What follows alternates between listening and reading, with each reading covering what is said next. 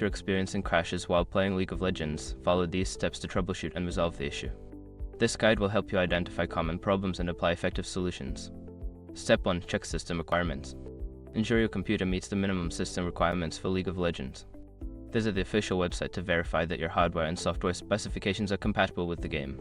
Step 2. Update graphics drivers. Outdated graphics drivers can cause crashes. Go to graphics card manufacturers, website NVIDIA, AMD, or Intel and download the latest drivers. Install them and restart your computer.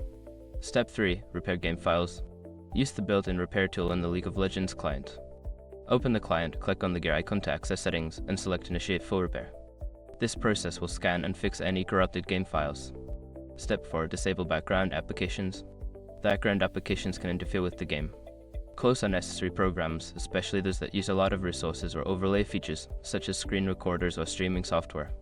Step 5. Reinstall League of Legends. If the previous steps do not resolve the issue, consider uninstalling and then reinstalling the game. This can help eliminate any persistent issues that may not have been fixed through repairs. By following these steps, you should be able to resolve the crashing issues in League of Legends. If problems persist, consider reaching out to the support team for further assistance. Happy gaming!